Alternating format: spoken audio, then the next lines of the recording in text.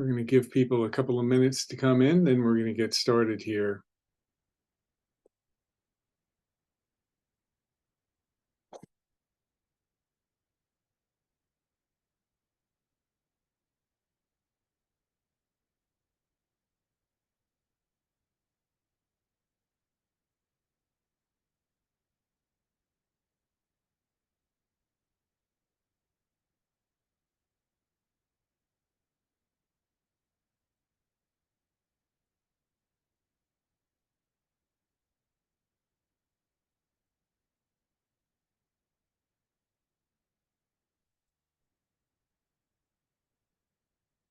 So welcome to On the Park Bench, a public square conversation brought to you by the Congress for the New Urbanism. On the Park Bench presents interactive conversations with thought leaders in new urbanism and allied fields related to the built environment. Today we have 30 years on, amending the charter of the new urbanism with Mallory Botchus, Elizabeth Plater-Zyberk, Emily Tallon, Susan Henderson, and Lori Vogt. So you can share your thoughts on hashtag On the Park Bench. And join us for upcoming webinars. Next week, we have Repairing Past Harm. Do designers and planners have a role? And that is taking place Wednesday, October 4th. We're usually Tuesday, but this is Wednesday at the usual time, 12 to 1 p.m. Eastern Time. Go to cnu.org/resources/on-the-park-bench to find out more about that On the Park Bench webinar and others that are coming up. And save the date. CNU 32 will be in Cincinnati, Ohio on May 15th through 18th in 2024. This historic river city has rebuilt its urban core, harnessing its own diversity to overcome adversity. Learn more at cnu.org/CNU32. And today we have a panel of presenters with a long-term impact on CNU. All of them are well known to the CNU audience. Mallory Botchus, CNU president, has 25 years of international work in urban planning, urban design, and community development, and a wealth of experience in nonprofit leadership, including CNU. Elizabeth Plater-Zyberk is a co-founder of CNU and co-founder of DPZ Co-Design. She is Malcolm Matheson Distinguished Professor of Architecture and Director of the Master of Urban Design program at the University of Miami. Emily Tallon is Professor of Urbanism at the University of Chicago. She is a prolific author in the field. Susan Henderson is Founding Principal and Director of Design at Placemakers. And Lori Vogt is Co-Managing Director of Zimmerman Vogt Associates. I'm Rob Studeville, editor of CNU's Public Square. And coinciding with the 30th anniversary of CNU, the Board of Directors has authorized a process for soliciting, refining, and selecting amendments to the Charter of the New Urbanism, and that's what today's webinar will cover. First, there's going to be some presentations, followed by a discussion among the panelists, and then Q&A from the audience. So please use the Q&A function of Zoom to ask your questions as they occur to you. And now Mallory is here to tell you more. Thanks, Rob. I'll pull up a slide here.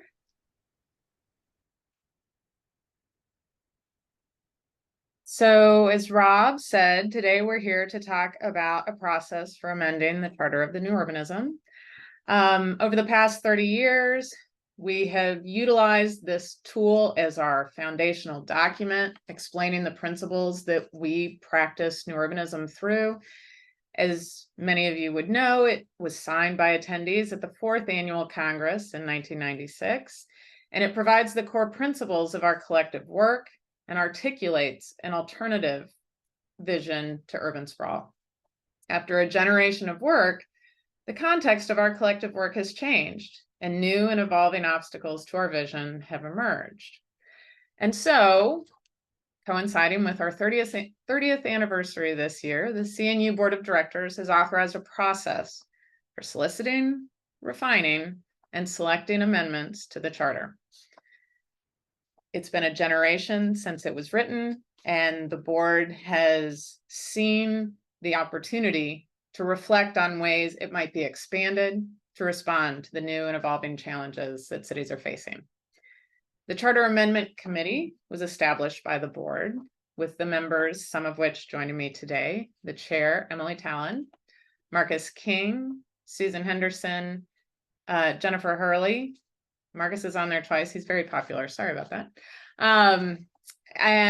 Dan Solomon and Lori Volk. And I am staffing that committee on behalf of the organization. And so before we get into the process itself, I'm going to turn this over to Elizabeth Plater-Zybrook, as Rob pointed out, one of our founders and emeritus board members, so that she can give a little bit of background to the charter and the history behind its evolution. Liz?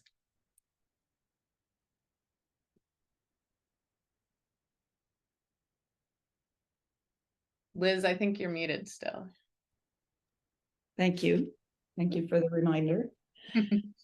I'm going to spend a few moments talking to you about the history of the organization and its documents. I asked to have this slide put up because I wasn't sure how many in the audience may have seen the original signed document, and a number of copies were made, and they're in various places. But all of this started in the 1990s when a group of architects realized that they were sharing a critique of urban development and attempting to deal with that critique in practice in ways that were parallel or heading in the same direction. And we wanted to know how to engage a larger audience, how to be effective, even powerful,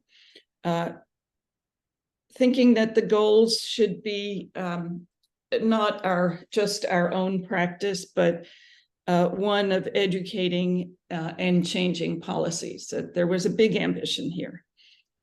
We did some research on other institutions, the Brookings Institute, for instance, the multi-million-dollar annual budget made us set that aside, but we were very much admiring of CIM, the Congrès International d'Architecture Moderne, which several decades before had changed the direction of urban architecture to actually exactly what we were thinking of opposing.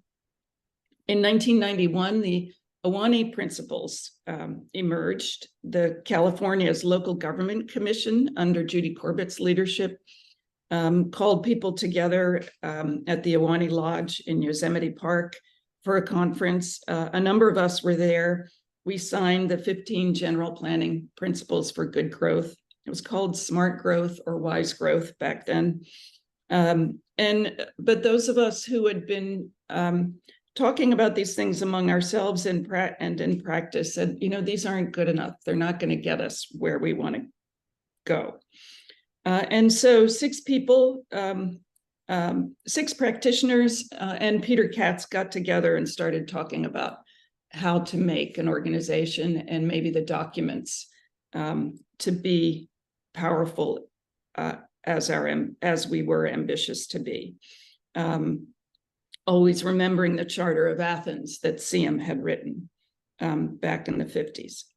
And so in 96, the charter was brought to the Charleston meeting, very carefully crafted. Many people participated in its writing. There was a kind of round robin of that. Dan Solomon, master wordsmith, was very prominent in that effort.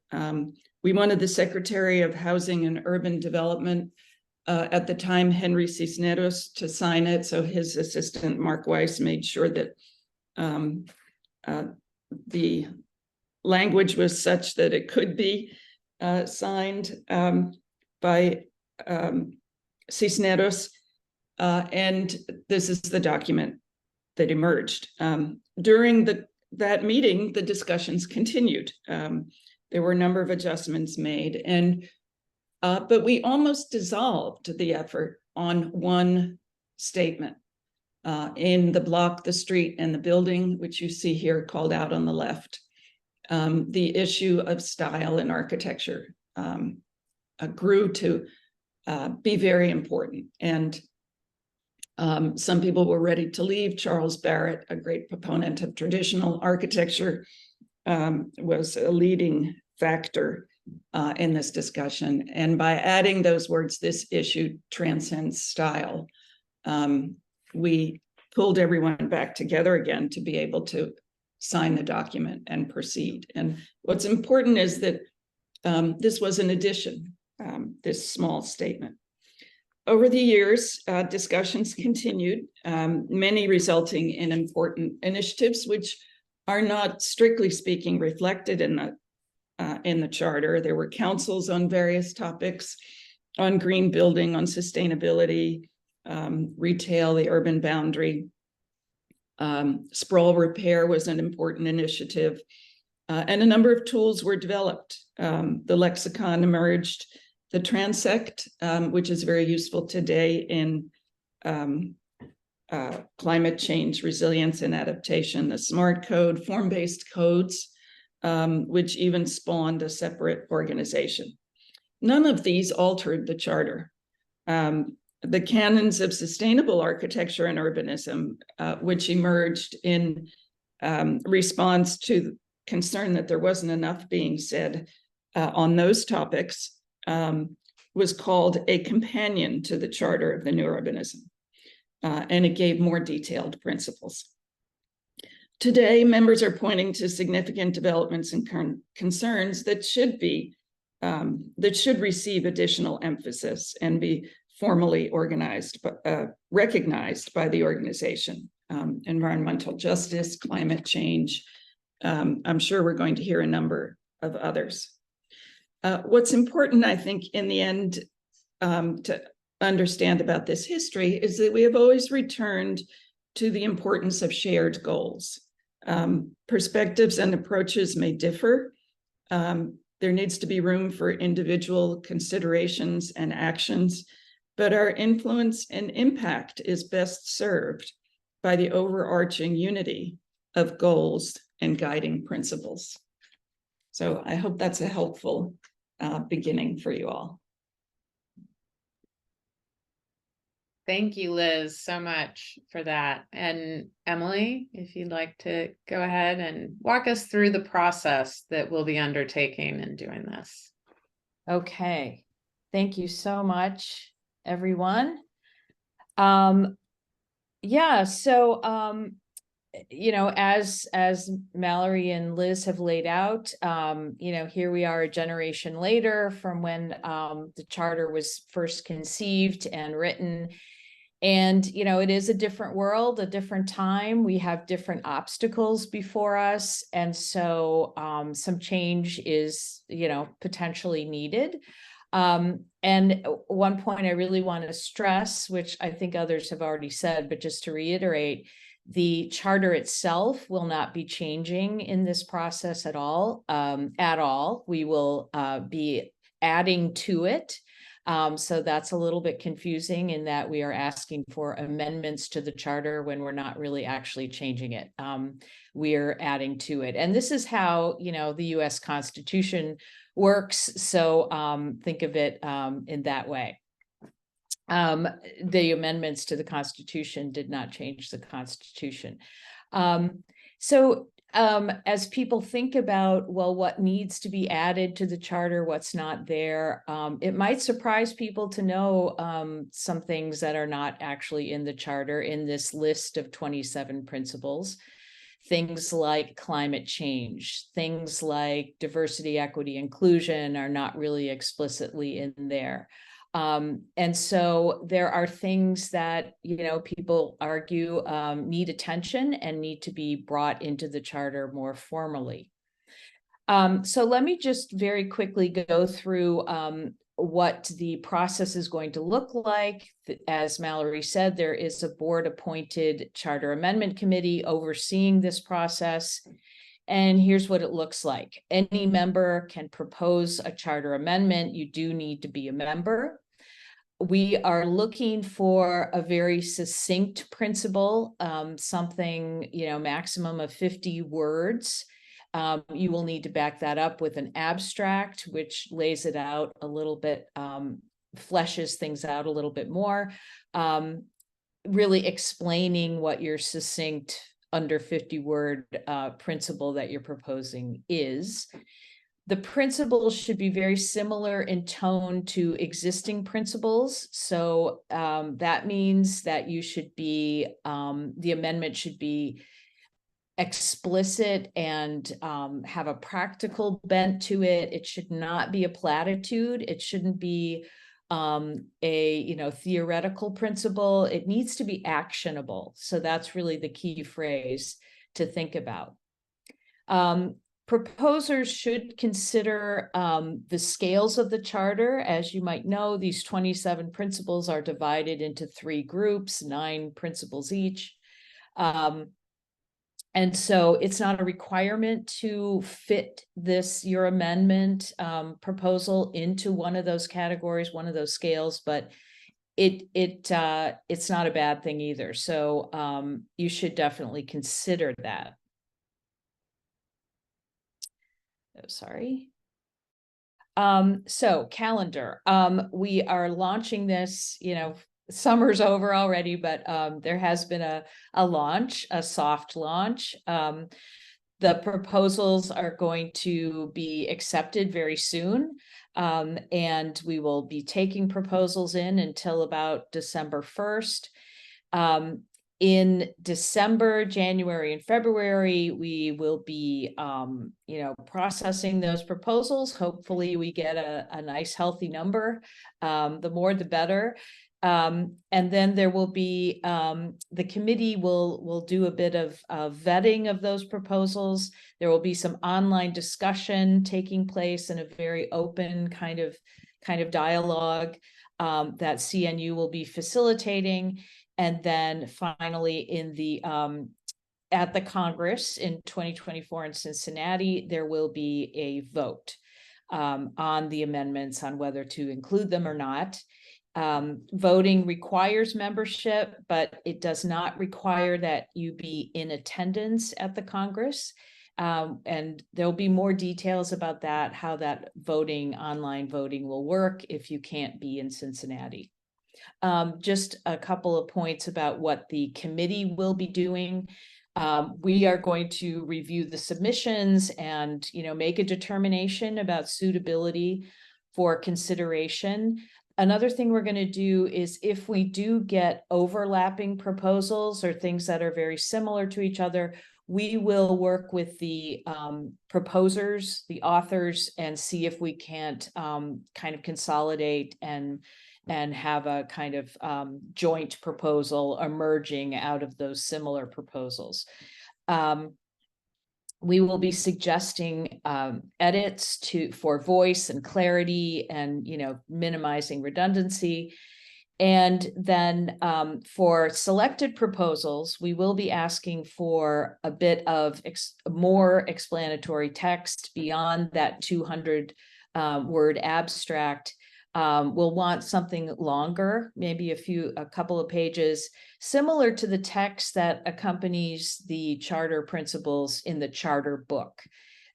So be thinking in terms of that, but we don't want to ask every proposer to write something longer. That will just be for the ones that are going to be selected. So I think that's pretty much it in a nutshell, and I will stop sharing and turn it back over to Mallory. Thank you, Emily. So I'm sure that folks have questions. You can go ahead and add those questions down at the Q&A function at the bottom of your screen. And we're going to take those questions.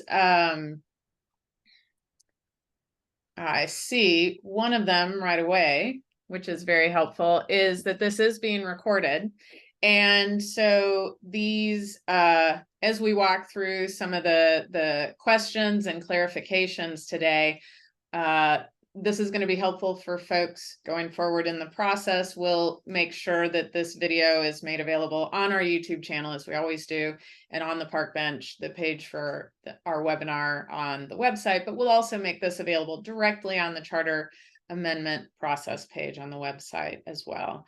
And to Emily's point about the launch, we've soft launched this. The day that submission proposals will be begin to be accepted is October 2nd, Monday. The website will go live. There is a type form process that you can fill out if you're familiar with those.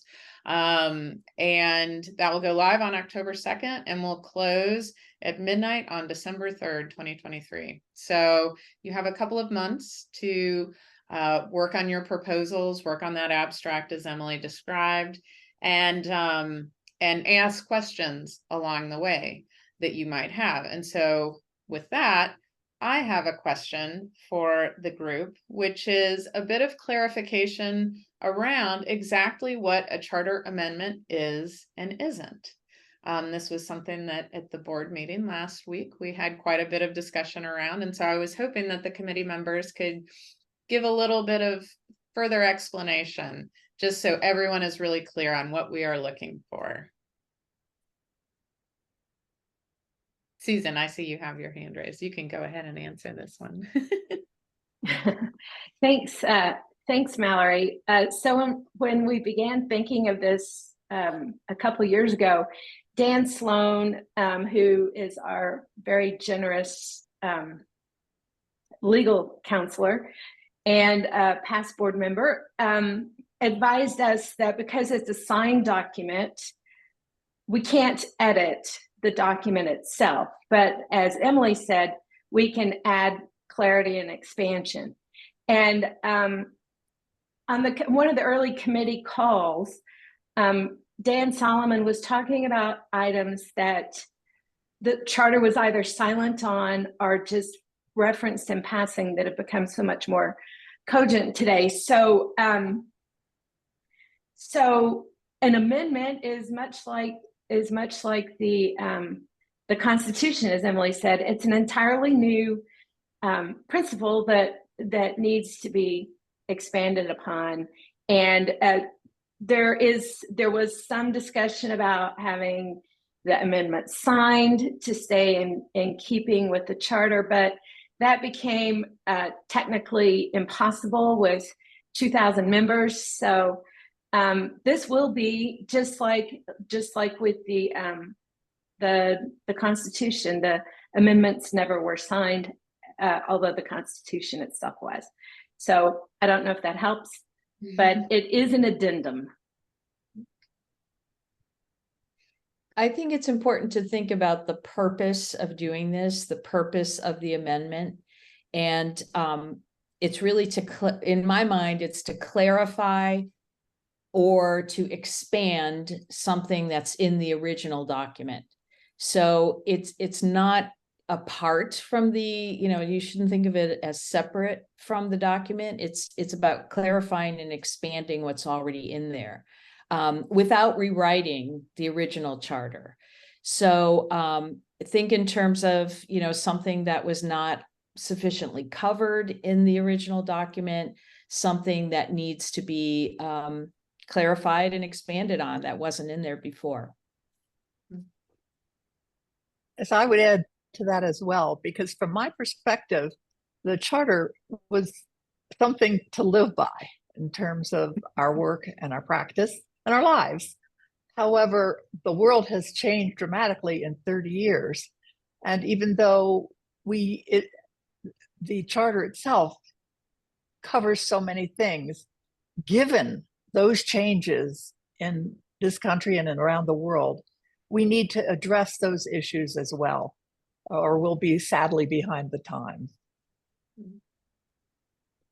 May I add a question? I don't see questions coming up, but I think they are. But maybe before you address the other audience questions, I found myself wondering, as Emily was describing the process, how will we deal with potentially similar proposals? I could imagine that on any of the topics that you've already mentioned, that differing proposals may come in. So there's an editing process. Presumably, you want to, on a given topic, you want to get to one proposal for the vote.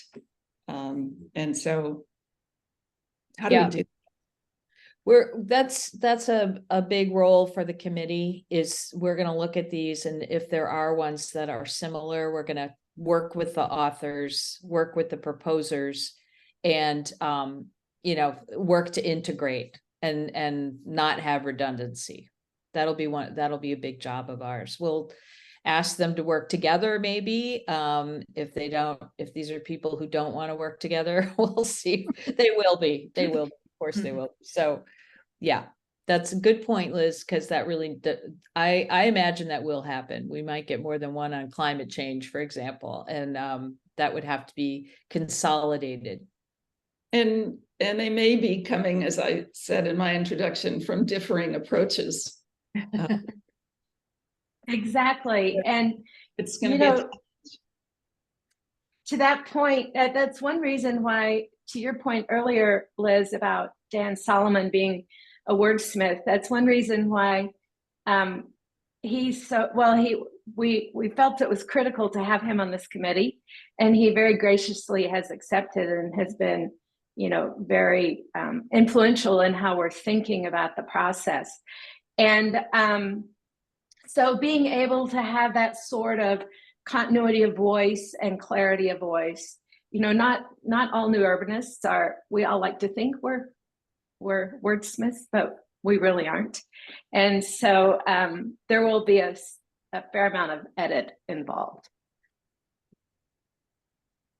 Yes, and as Emily pointed out, the role of the committee certainly has been to help us prepare this process, make sure that what we're putting together, what the board has authorized and how staff is helping facilitate that is clear and will provide a helpful process for, a strong set of amendments. And just to clarify that the roles of this, or that the board has authorized the process, that staff is logistically facilitating this carried through, but it is the committee's role to really steward this process through. And so they're awfully important in this whole effort. Though I would argue the most important participation is the membership. And the Charter of the New Urbanism is something, as Lori mentioned, it's something owned by the membership, by the movement itself. And so we have attempted through this process to place that ownership where it belongs, in that the drafting of these proposals is coming from membership, and that the voting on the ultimate set of amendments will be done by the membership. Now, as the president of CNU, I will reiterate membership, because membership of this nonprofit organization is something that we can help you with if you find that you seem to not, your membership has lapsed for one reason or another.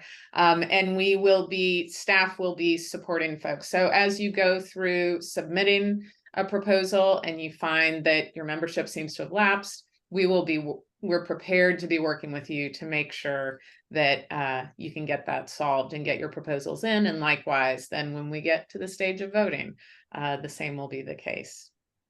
I know we have a few questions here. There are a couple here that I've noticed that are somewhat related in terms of whether there are topics being considered by the committee, sort of seeding potential proposals. If potential topics have been listed for consideration, including but not limited to, or if there is, any suggestions that the committee is providing to folks on what might be proposed.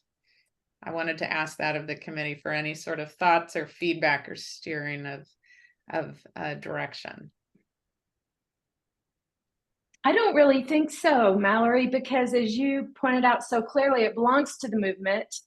And these should be issues that are critical to the movement. Like there were a couple of comments on transportation and car-free living. And, if that is crucial to your mission and your vision and your work, well, propose it. And so there's a certain amount of this that's, is incredibly, it's bottom up, it's not top down. So it's really up to y'all what you come up with. I will just make one little bit of advice, and that is, as Mallory suggested, this is it's going to be a member vote. And just to remind you, we're an incredibly diverse membership. Age, gender, race, culture, politics, beliefs. We have many, many viewpoints that we're coming from, but so try to remember that it's a broad base that's going to be voting on the proposals. And I would suspect, just like the original charter, if you're too far in a single corner, you might have a hard time developing the votes to be adopted. So just consider that and try to find a place of balance that's one gift of the original charter, is it appeals to everyone. So keep that in mind as you craft your proposals. I would also be interested to hear of the variety of responses that people have had to the charter, because what I may see lacking may not be to the next person. And who knows, it may be something we actually haven't even thought of. I mean, my practice is very different from yours, Susan, and Emily, she's a professor, and Liz is a goddess. So it's important that I think if there's something you feel very strongly about and you can make a compelling enough case that the rest of us approve of, why not? Yep.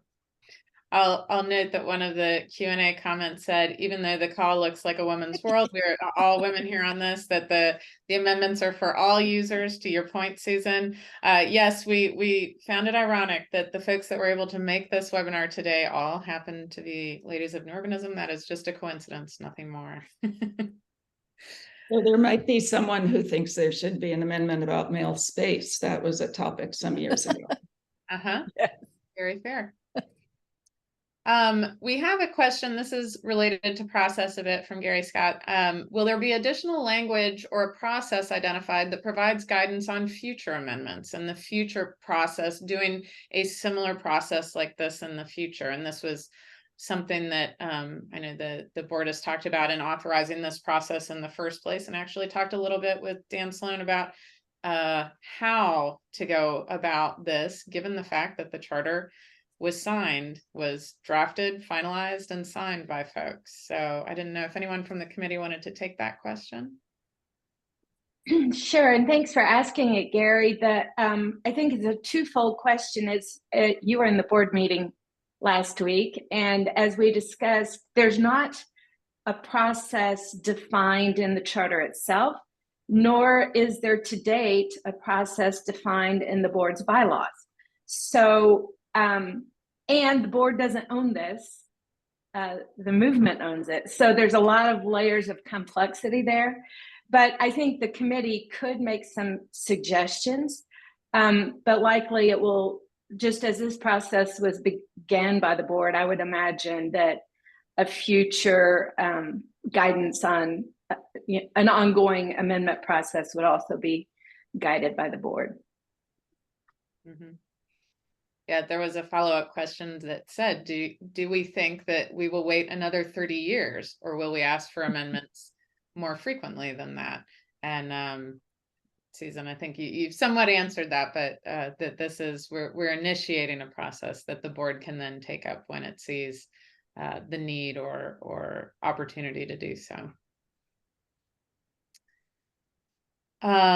Let's see, we have another question here that is another one about process.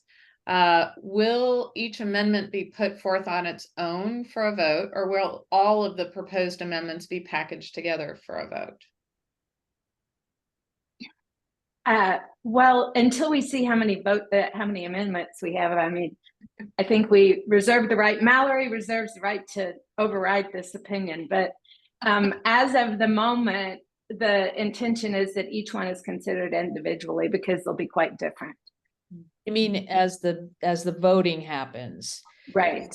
But keep in mind that by the end of February, all the proposals will be out there to be discussed online. You know, we're not going to just dump them all at you in Cincinnati. You know, there'll be plenty of time to discuss and debate and see what's being proposed. I think that that's really important to have that part of the process.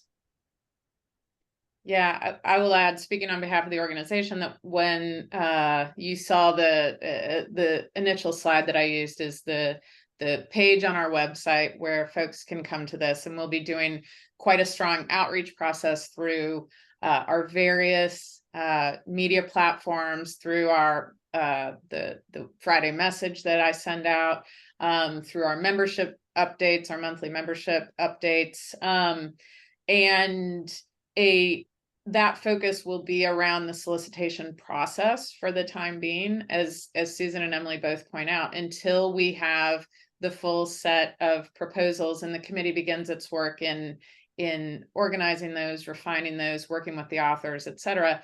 The final voting process, we've withheld the ability to determine the final voting process until we know how complex of a task that is going to be. If we end up with 27 amendments matching the 27 principles, that will be a different process than if we end up with 2 or 3 or 4. So as staff representing the organization administratively, we will be following up with you all. And I think this was a question that someone else had asked about, will there be more information about how the voting process will take place? And absolutely, we will put as much energy into communicating out about that process as we are here at this stage of communicating about the amendment solicitation.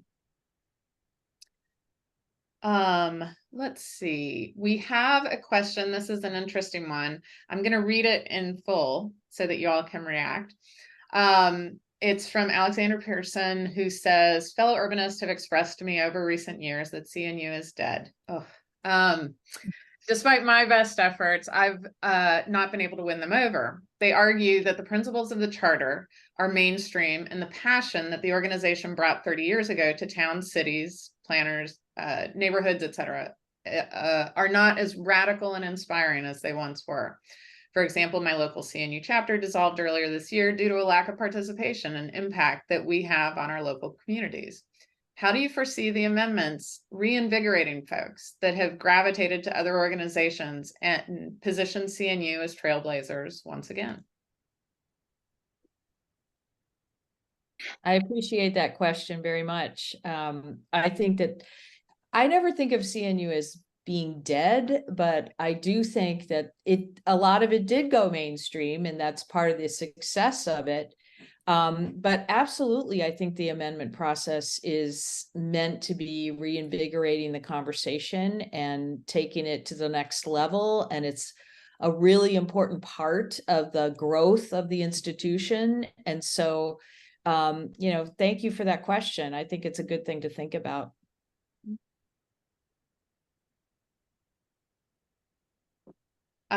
Let's see. We have a bit of a process question here that I'll turn to, which was a little explanation on the process for appointing the committee. And I'm sure Susan knew, as a board member, the former board chair, when this committee was coming together, I'm sure you'd like to tackle that one. Thanks, Mallory. And it's a great question. It was intended to reflect in many ways the demographics of our group.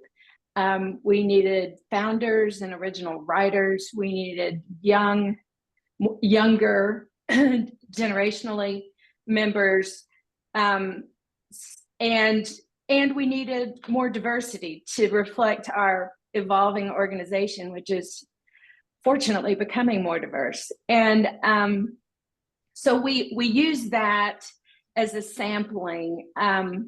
It was crucial to us that Emily was involved because of her work on the book and compiling all of the essays and her deep thought on the topic over the decades. And so she very graciously agreed to chair it.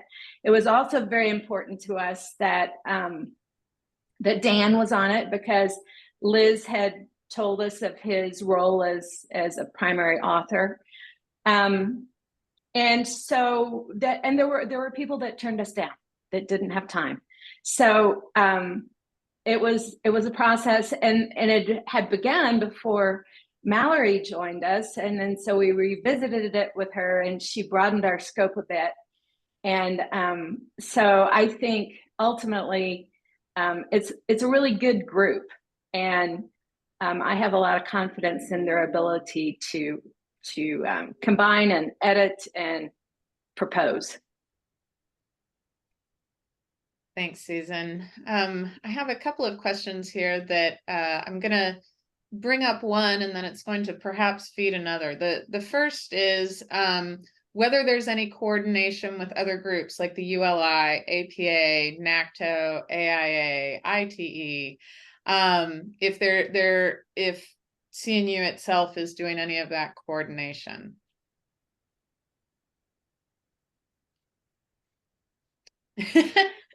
That has not occurred to us. I will offer this as having sat in on a lot of these conversations, that I think maybe it's accurate to say that it maybe points, Susan, to your most recent comment, that the movement itself has grown and expanded to a lot of different broader participation in a lot of different disciplines that certainly would intersect with any one of these organizations. We have members that are coming from all different sorts of professional practice that impact the built environment. And not to say that there weren't in the original writing of the charter, but as Susan pointed out, we have 2,600 members now, that we touch a lot more organizations than we did previously. And likewise, a lot more organizations touch CNU. That relationship with our members gives us the opportunity to have that influence. And so I would say, in terms of drafting up amendments to the charter, folks are coming with a background and networks and practices that will influence what they are proposing, and hopefully in a broader way than initially 30 years ago. The additional question that this sort of leads to, I'm going to read as well. I hadn't quite thought about this this possibility or this relationship, but it's important. At least as president of CNU, the relationships that the organization has, I take quite seriously. The question is, I'm curious to know if New Urbanism is actively considering learning from successful European urban movements, such as Scandinavian urbanism and the UK compact city notion. These movements have demonstrated significant achievements in creating sustainable, walkable, and mixed-use urban environments. Are there any plans or initiatives within New Urbanism to explore and incorporate lessons or best practices from these European approaches to the charter?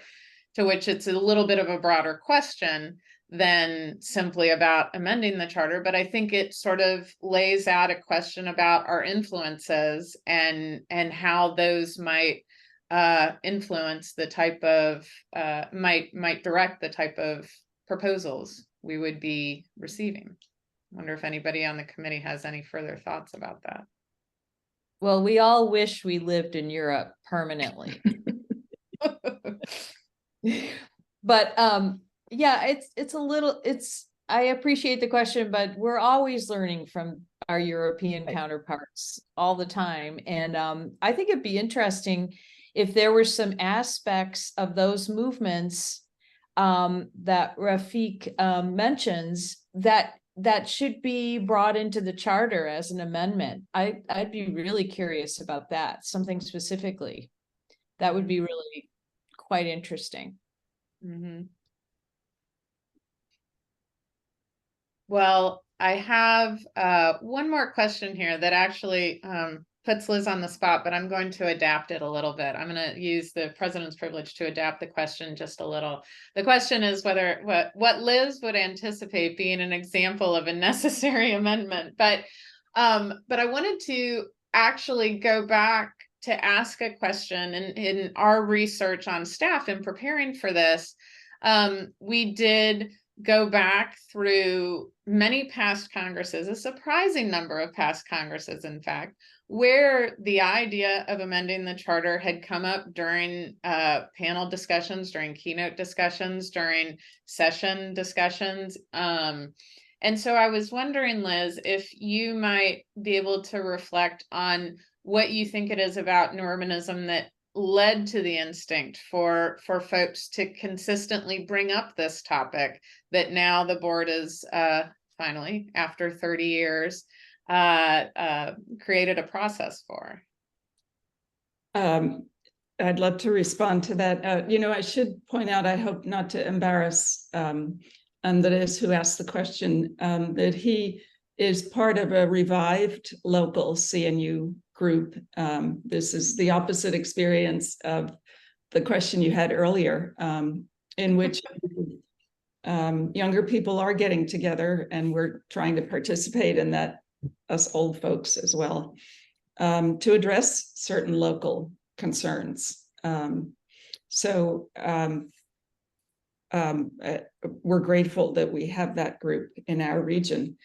But I think all along, Mallory, to take that larger context that you added, there are always concerns of the moment. And maybe one, and the green canons, canons for sustainability, for instance, it came out of that, and it had to do with, a group of people who felt that that was needed to be addressed at the moment in a way that we had not before.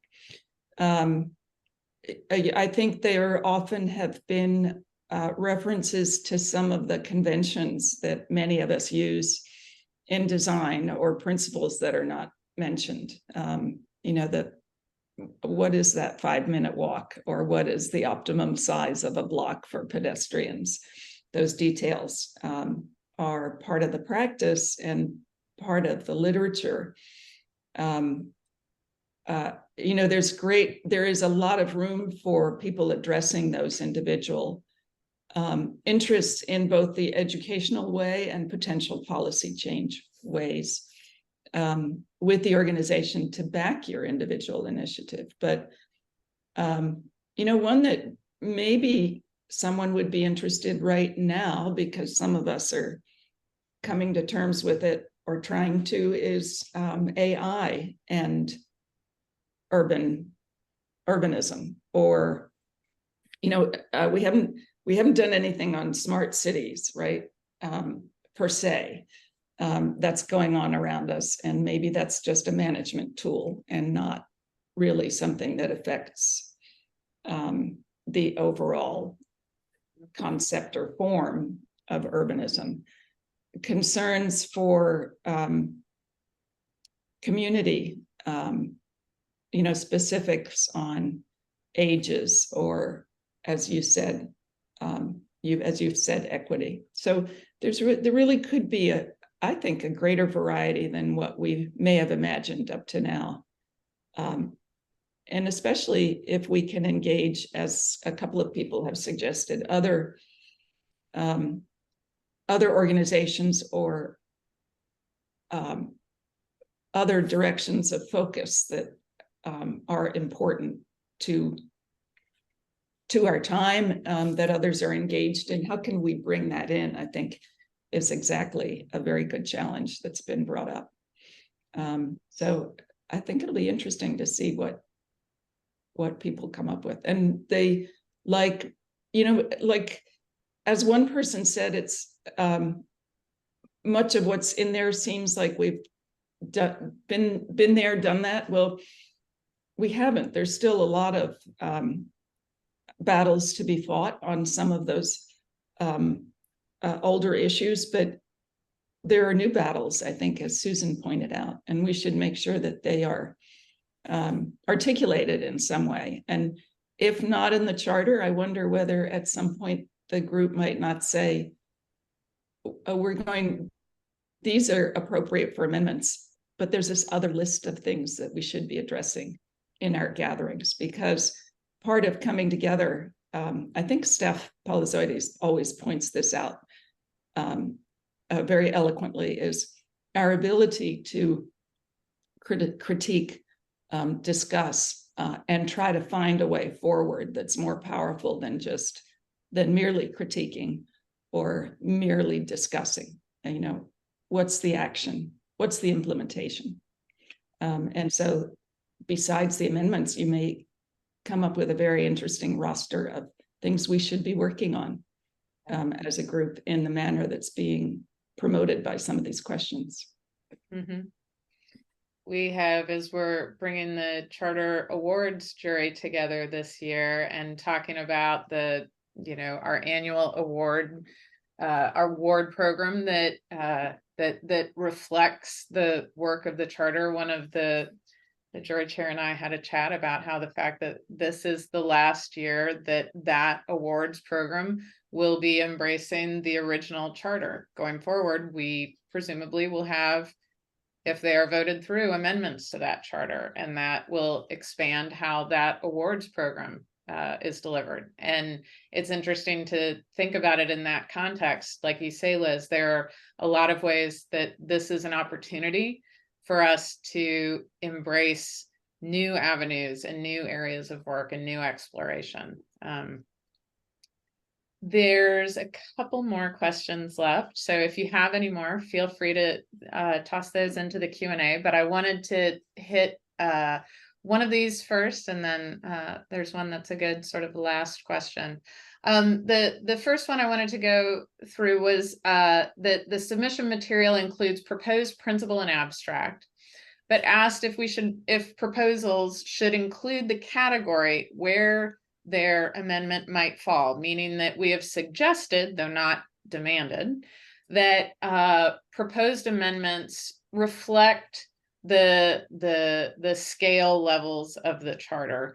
And we recognize that there may be some proposed amendments that would be universal. And so we haven't required that, but we have suggested that you think in terms of the scales of the Charter when writing these proposals. So a question for the group is, if the principle is good on its own, does it necessarily need to demonstrate how it reflects one of the scales of the Charter? I think we're going to want to see some recognition that the fitting into a scale has at least been considered and thought about. But I think some proposed amendments might not fit into one of the scales. And I don't think we know exactly how we're going to deal with it in terms of, do we create a new category these are universal to everything, to all scales category? I think we need to see what we're dealing with before we make that kind of decision. But again, you don't have to fit into one of the scales, but recognition that you've considered that and thought about it would be helpful to us. Well, and as a follow-on, maybe one question would be, what about the preamble? Isn't that the general statement? Could that take an amendment also? Susan, you want to talk to that? That was discussed. We tried to edit the preamble, the board did, for a DEI statement, and we realized we hit a third rail. And you just don't, I think maybe you don't touch the preamble. I think that may be beyond the pale for some members. But could there be an amendment to it? I don't know. Addition. Yeah. Well, the creative people out there, who knows? Yeah. Just consider your audience when you're making that proposal, because the board discovered to our dismay that we were not successful with that. Trying to edit it. Yeah. Mm-hmm. Mm-hmm. Mm-hmm. That was editing it rather than just. That's true. That's true. So I think that might very well be possible. Yeah. here's another logistics question that before I get to this final one, I will offer an answer to, which was the question stated, I've demonstrated my knowledge of the current charter through my CNU accreditation. Like a new charter awards, will there be a new CNU accreditation exam or class? And I can tell you that internally at CNU, we are working on updates, as Liz knows very well. We are in partnership with the University of Miami on the CNU accreditation course and the exam. And we've been working on updates. And indeed, as we continue to update that exam, we will need to update it to an expanded, presumably expanded charter, and update the course material accordingly. And I would reiterate the importance of having the essay explaining the significance of the amendment is a direct example. The CNUA course is a direct example of why that's important. The ability to fully explain what the intention behind an amendment might be is similar to how we fully explain the intention behind each one of the principles of the charter. So I think we have one last question here, and that'll close us out for this webinar. The question is, could you imagine a situation in which a critical principle or change is not proposed as an amendment? And what, if anything, might the committee choose to do should this occur? I think it's one of those questions. What an issue would be, as a committee member, can you propose an amendment yourself? Mm-hmm. We never have discussed that. We alluded to this in the board meeting because someone brought up, is there such a thing as a conflict of interest on the part of the committee? And I'm not sure that there is.